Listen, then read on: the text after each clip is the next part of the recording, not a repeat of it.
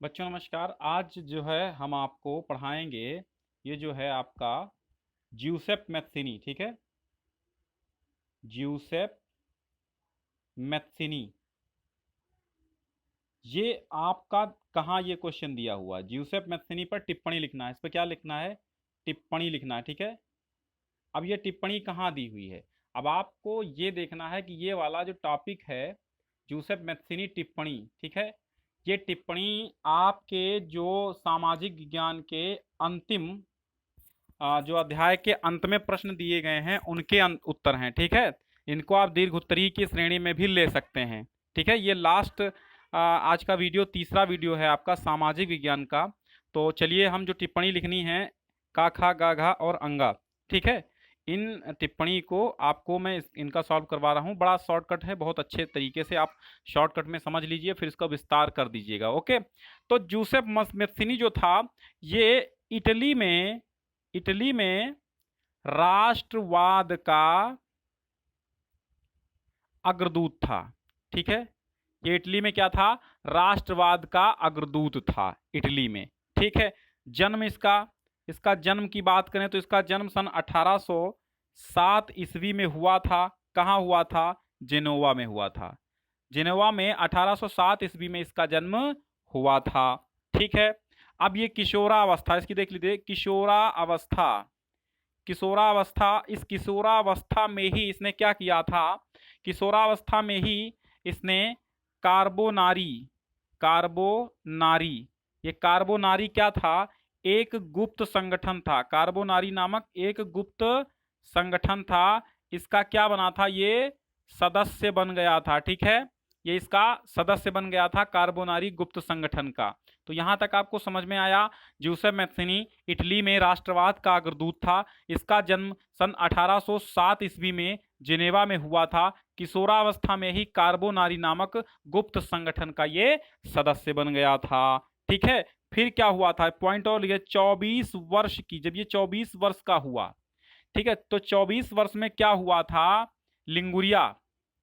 ठीक है, लिंगुरिया लिंगुरिया जानते हैं आप? लिंगुरिया लिंगुरिया एक प्रांत था। ठीक है, लिंगुरिया में क्रांति का प्रयास। ठीक है, क्रांति का प्रयास। लिंगुरिया में इसने क्रांति का प्रयास किया था। ठीक, ये बात भी आपको समझ में आ गई होगी। ठीक, अब देखिए, अब इसने क्या किया था? तो 24 वर्ष की अवस्था में लिंगुरिया में क्रांति का प्रयास किया था। फिर ये जब प्रयास किया तो देश के बाहर निकाला गया। ठीक है, देश के बाहर किया गया गया ठीक है, देश के बाहर किया गया। देश के बाहर करने के पश्चात क्या हुआ कि इटली देखो, पोलैंड, फ्रांस, इटली और जर्मन और बर्न में यंग यूरोप की स्थापना की। फिर इसने 1831 ईस्वी में मार्सेई में यंग इटली सोसाइटी की स्थापना की। तो ये भी लिख लीजिए, 1831 ईस्वी में क्या किया? Young Italy society young Italy society की ये इसकी स्थापना की। ठीक है, यंग इटली सोसाइटी की इसने स्थापना की थी। कब? 1831 ईस्वी में। इसके बाद जो है, इसके बाद फ्रांस पोलैंड, फ्रांस और बर्न में यंग यूरोप की भी स्थापना की थी। क्या किया था? यंग यूरोप की भी इसने स्थापना की थी। तो ये अब तक आपको समझ में आ गया। ठीक है, अगर आपसे क्वेश्चन पूछा जाए कि यंग यूरोप की स्थापना किसने की, तो आपका जवाब होगा ज्यूसेप मैथ्सिनी ने।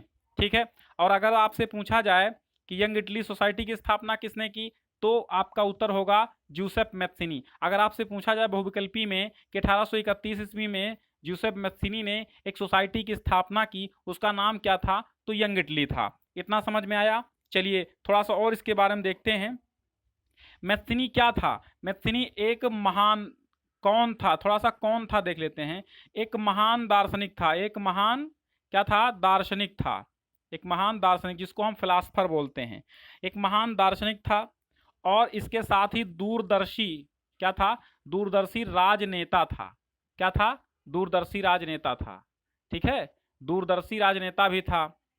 इस दूरदर्शी राजनेता के साथ साथ वो और क्या था? ठीक है, और क्या था? चलिए देखते हैं। दूरदर्शी राजनेता के साथ साथ ये एक क्या था, एक ड्यूटीज ऑफ मैन नामक पुस्तक का लेखक भी था। ठीक है, तो इसने एक पुस्तक लिखी थी। क्या लिखी थी? पुस्तक क्या लिखी थी? Duties of man.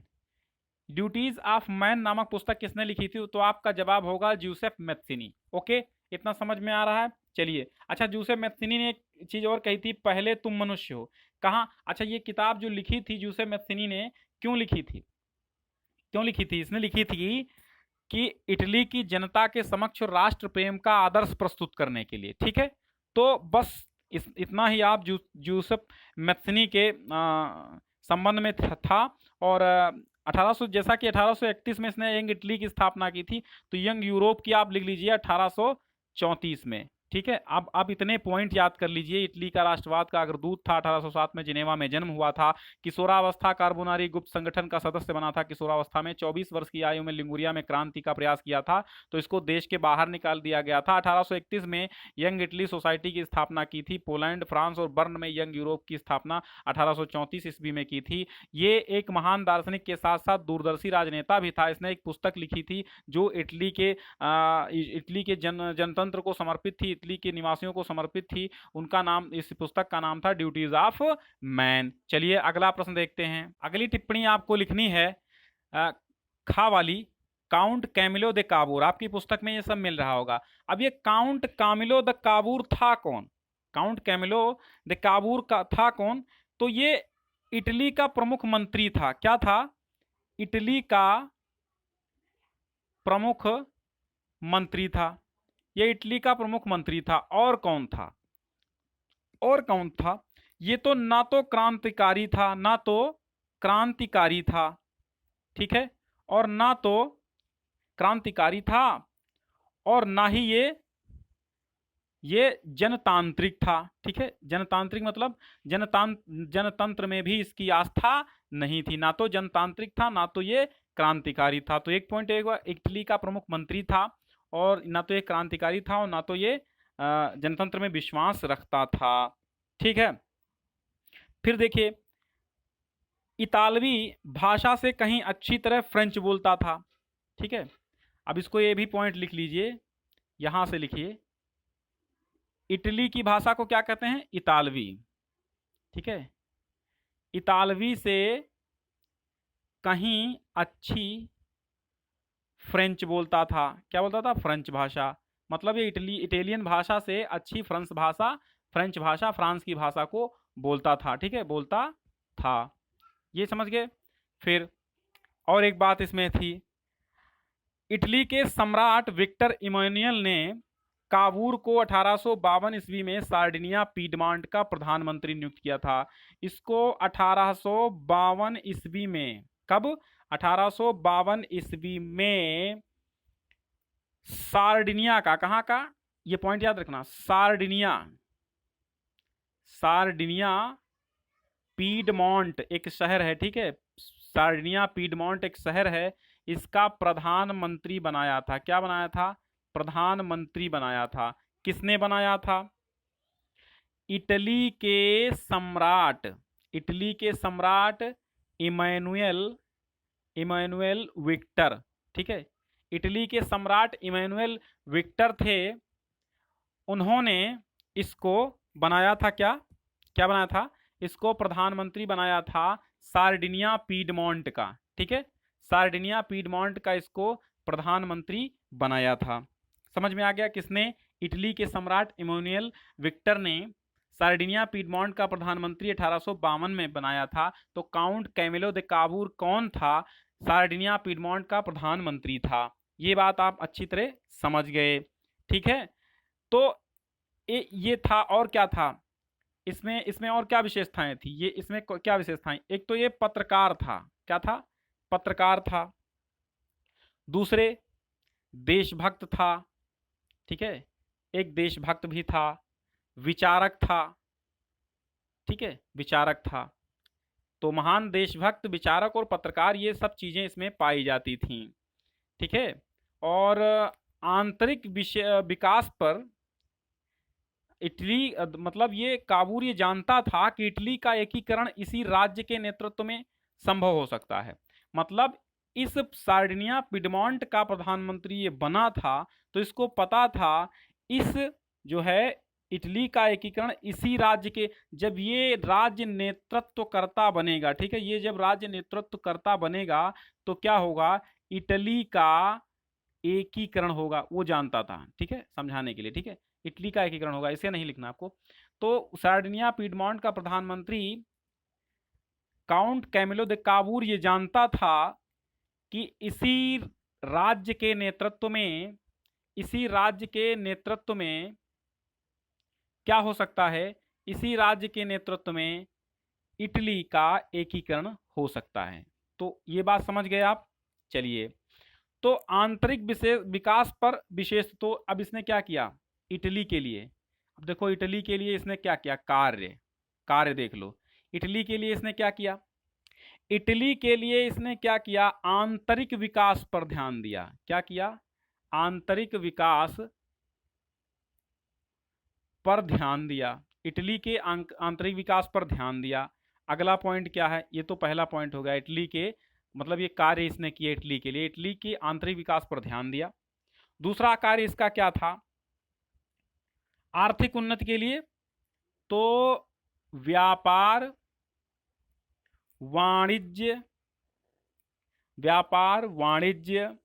और कारखाने, व्यापार वाणिज्य कारखाने, रेल, सड़क, शिक्षा, नहर, कृषि, इन सब चीजों का इसने विस्तार किया। क्या किया, विस्तार किया, ठीक है, इन सब चीजों का इसने विस्तार किया, ठीक, इन सब चीजों का इसने क्या किया, विस्तार किया। किसने किया, काउंट कैमिलो दे काबूर ने। फिर क्या हुआ, इसके प्रयास के कारण ही लोम्बार्डी, मॉडेना, पार्मा, टस्कनी, ये खैर तुमको कठिन लगेगा। फिर आप इसको लास्ट में देखिए, 6 जून 1861 ईस्वी को, 6 जून 1861 ईस्वी को काबूर की मृत्यु हो गई। बस इसने इतने कार्य कर दिए और 1861 ईस्वी में इसकी मृत्यु हो गई, तो काबूर का काम यहाँ से खत्म हो जाता। तो आपको इतना पॉइंट में याद कर लेना, फिर उसको विस्तार पूर्वक वर्णन करके लिख देना है। हम चर्चा करेंगे यूनानी स्वतंत्रता युद्ध की। तो यूनानी स्वतंत्रता युद्ध देखेंगे 1821 में, ठीक है, 1821 ईस्वी में, 1821 ईस्वी में क्या हुआ था, जो ये जो आपके यूरोप था, वहाँ के क्रांतिकारी राष्ट्रवाद की प्रगति से यूनानियों का आज़ादी के लिए संघर्ष प्रारंभ हो गया था, ठीक है, क्रांतिकारियों का आज़ादी के लिए, ठीक है, यूनानी क्रांतिकारियों का आज़ादी के लिए संघर्ष प्रारंभ, ठीक है, 1821 में संघर्ष प्रारंभ हो गया था। यूनान में राष्ट्रवादियों को निर्वासन में रह रहे यूनानियों के साथ पश्चिमी यूरोप के अनेक लोगों का भी समर्थन मिला, ठीक है, तो यूनानियों के साथ पश्चिमी यूरोप के लोगों का भी समर्थन मिला, और इसमें यूनानी को सहयोग मिला पश्चिमी यूरोपियों का। किसका, पश्चिमी यूरोपियों का भी सहयोग मिला यूनानी स्वतंत्रता युद्ध में। ये जो पश्चिमी यूरोपी थे, प्राचीन यूनानी संस्कृति में आस्था रखते थे, ठीक है, प्राचीन यूनानी संस्कृति में आस्था रखते थे। कौन, ये पश्चिमी यूरोपी। इसलिए यूनानी लोग जो थे उनका ये साथ दे रहे थे 1821 की क्रांति, जब उन्होंने संघर्ष प्रारंभ किया था, ठीक है। फिर क्या हुआ, यूरोपीय सभ्यता का पालना, कवियों और कलाकारों ने ये कह करके पालना की, ठीक है, ये कह करके प्रशंसा की थी। क्या कह करके, कि यूरोपीय सभ्यता का पालना, ये एक सेंटेंस कहा था, किसने, कवियों और कलाकारों ने इस क्रांति की प्रशंसा की थी ये कह करके। और इन्हीं कवियों और कलाकारों ने यूनान के संघर्ष के लिए जनमत जुटाया था। जनमत मतलब बहुत सारे लोगों को इकट्ठा किया था, लोगों का मत एक हो जाना, उसको कहते हैं जनमत। जनमत मतलब लोगों की राय, तो जनमत को इकट्ठा किया था, ठीक है, जुटाया था इन्हीं लोगों ने, ठीक है। अंग्रेज कवि लॉर्ड बायरन ने धन एकत्रित किया और बाद में युद्ध लड़ने भी गए, ठीक है। और कवियों में एक थे अंग्रेज कवि बायरन, ठीक है, बायरन, अंग्रेज कवि एक बायरन थे। तो बायरन ने क्या किया था, इन्होंने धन भी जुटाया था। क्या किया था, धन जुटाया था, ठीक है। तो इन्होंने धन जुटाया था और फिर क्या किया था कि लड़ने भी गए थे, धन जुटाया था और युद्ध लड़ने भी गए थे, धन जुटाया और प्लस युद्ध भी किया था, ठीक है। अब अंततः क्या हुआ था, अंततः क्या हुआ था, 1832 ईस्वी, सन आता क्या 1832 ईस्वी में, 1832 ईस्वी में कुस्तुनतुनिया की संधि ने यूनान को एक स्वतंत्र मान्यता दे दी। कुस्तुनतुनिया की संधि हुई, क्या हुई, संधि हुई। जब कुस्तुनतुनिया की संधि 1832 में हुई थी, ठीक है, 1832 में कुस्तुनतुनिया की संधि हुई थी, ये विकल्प में क्वेश्चन आ सकता है। तो जब संधि हुई तो यहीं पर हो गया था क्या, यूनान को एक स्वतंत्र, क्या, स्वतंत्र राष्ट्र की मान्यता मिली। क्या मिली, एक स्वतंत्र राष्ट्र की मान्यता यहीं पर मिल गई थी। अच्छा एक चीज और है, ये जो बायरन थे 1824 में इनकी मृत्यु हो गई थी, 1824 में क्या हुई थी, इनकी डेथ। तो यहाँ पर लिख लेना एक पॉइंट, 1824 में इनकी मृत्यु हो गई थी। अच्छा आप लिखने को टेंशन मत लो, यहाँ से शुरू करो कि यूनानी क्रांतिकारियों का आज़ादी के लिए संघर्ष सन 1821 ईस्वी से प्रारंभ हो गया था, ये हेडिंग डाल के शुरू कर देंगे। यूनानियों के साथ पश्चिमी यूरोपियों ने भी बहुत ही, यूनानियों का क्रांति में पश्चिमी यूरोपियों ने भी बहुत सारा ढेर सारा साथ दिया, ठीक है। और क्योंकि यूरोपी जो पश्चिमी यूरोपी थे वो प्राचीन यूनानी संस्कृति में बहुत गहरी आस्था रखते थे, यूरोपीय सभ्यता का पालना इस क्रांति को कवियों और कलाकारों ने ये कह करके प्रशंसा की थी। यूनान के संघर्ष के लिए जनमत भी कवियों और कलाकारों ने जुटाया था। अंग्रेज कवि जो बायरन थे उन्होंने धन भी जुटाया था और साथ में युद्ध करने भी गए थे, परंतु युद्ध करने के साथ ही बुखार से, क्या था, बुखार से 1824 ईस्वी में, काहे से, बुखार से, ठीक है, बुखार से 1824 ईस्वी में इनकी मृत्यु हो गई थी। अंततः 1832 ईस्वी में कुस्तुनतुनिया की संधि के साथ ही यूनान को एक स्वतंत्र राष्ट्र का जनमत मिल गया। इट्स ऑल, ठीक है, दैट्स ऑल, सही है। चलिए अगला देखते हैं। तो अब देखते हैं बच्चों फ्रैंकफर्ट संसद क्या है। जर्मन क्षेत्रों में बड़ी संख्या में राजनैतिक संगठनों ने, फ्रैंकफर्ट एक शहर था, इसमें सर्व जर्मन असेंबली के पक्ष में, सर्व जर्मन असेंबली, ठीक है, एक उनकी पार्टी रही होगी, तो इसके पक्ष में मतदान करने का निर्णय लिया। इसे फ्रैंकफर्ट संसद कहते हैं। मतलब जो जर्मन क्षेत्र में बड़ी भारी संख्या में राजनीतिक संगठन थे, वहाँ के राजनेता थे, उन्होंने सोचा फ्रैंकफर्ट शहर में एक सर्व जर्मन असेंबली एक पार्टी थी, उसके पक्ष में मतदान करने का निर्णय लिया, तो इसी को फ्रैंकफर्ट संसद कहने लगे, ठीक है। अच्छा, और इस संसद का प्रथम अधिवेशन, इसका प्रथम अधिवेशन, मोस्ट इंपॉर्टेंट यहाँ से पॉइंट है, इसका प्रथम अधिवेशन कब हुआ था, 18 मई, ठीक है, 18 मई सन 1848 ईस्वी को हुआ था। कब हुआ था, 18 मई सन 1848 ईस्वी को हुआ था। और कहाँ हुआ था, फ्रैंकफर्ट में हुआ था, ठीक है। इसका स्थान क्या था, फ्रैंकफर्ट स्थान, ठीक है। फ्रैंकफर्ट में 18 मई सन 1848 ईस्वी को इसका प्रथम अधिवेशन हुआ था, ठीक है, इसीलिए फ्रैंकफर्ट संसद इसका नाम दे दिया गया। तो फिर क्या हुआ, संसद सेंट पॉल चर्च में आयोजित हुई, ठीक है, फ्रैंकफर्ट में सेंट पॉल चर्च, ठीक है, सेंट पॉल चर्च थी, यहां पर ये आयोजित हुई। फिर क्या हुआ, उन्होंने एक जर्मन राष्ट्र के लिए एक संविधान का प्रारूप किया, तैयार किया, ठीक है, संविधान का प्रारूप तैयार किया। किसके लिए?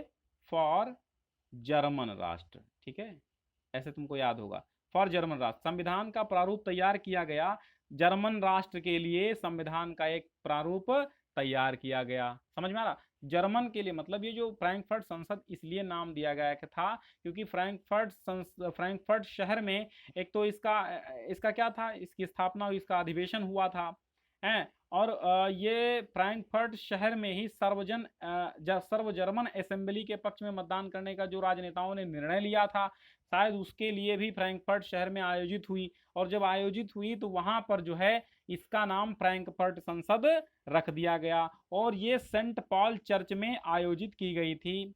ठीक है, और इसका काम क्या था? संविधान का प्रारूप तैयार किया गया जर्मन राष्ट्र के लिए। एक संविधान, जैसे अपने यहाँ संविधान चलता है वैसे जर्मन राष्ट्र के लिए एक संविधान तैयार किया गया था। ओके, चलिए फिर क्या हुआ था? फिर क्या हुआ था मतलब, और इसमें बहुत सारे कार्य हुए। अंत में मतलब प्रशा के राजा के इनकार के कारण फ्रैंकफर्ट संसद के सभी निर्णय सदा समाप्त हो गए। फिर क्या हुआ? सब कुछ तैयार करने के बाद प्रशा के राजा इन्होंने इनकार कर दिया। जब प्रशा के राजा ने इनकार कर दिया, ठीक है, इनकार कर दिया प्रशा के राजा ने, तो इसी के कारण जब इनकार किया तो इस संसद के क्या हुआ? सब निर्णय, ये निर्णय जो थे क्या हुआ? समाप्त हो गए, सारे निर्णय समाप्त हो गए। मतलब प्रशा के जो राजा थे उन्होंने इनकी बातें नहीं मानी। ठीक है, क्योंकि देखो जब प्रतिनिधियों ने प्रशा के राजा फ्रेडरिक विलियम, और प्रशा के राजा थे कौन? प्रशा के राजा थे फ्रेडरिक विलियम, इनका नाम था फ्रेडरिक विलियम। तो जब प्रशा के राजा जो फ्रेडरिक विलियम थे चतुर्थ को, और ये फ्रेडरिक विलियम चतुर्थ थे, इनको ताज पहनाने की बात की थी। ठीक है, ताज पहनाने की पेशकश की तो उसने इसको अस्वीकार कर दिया। अच्छा, राजाओं का साथ दिया जो निर्वाचित सभा के विरोधी थे, ठीक, उन राजाओं का इसने साथ दिया। इस प्रकार जहां कुलीन वर्ग और सेना का विरोध बढ़ गया, वहीं संसद का सामाजिक आधार कमजोर हो गया। तो जब सामाजिक आधार कमजोर हो गया तो संसद में मध्यम वर्गों का प्रभाव अधिक था, जिन्होंने मजदूरों और कारीगरों की मांगों का विरोध कर लिया। ठीक है, जिससे उनका समर्थन खो बैठे। तो अंत में राजा ने इसी कारण से उन्होंने इनकार कर दिया और सारे इनके निर्णय समाप्त हो गए। ठीक है, तो वहां पर क्या हुआ? जब समाप्त हुए तो निराशा छा गई। कहाँ निराशा छा गई? इनकी निराशा छा गई वहां पे, कहाँ पे निराशा छाई? राष्ट्र के, निराशा छा गई कहाँ पे? राष्ट्रवादियों में, राष्ट्रवादियों में निराशा छा गई। ठीक है, कहाँ छा गई? राष्ट्रवादियों में निराशा छा गई। चलिए ये आपका हो गया। ठीक है, अगला देखते हैं।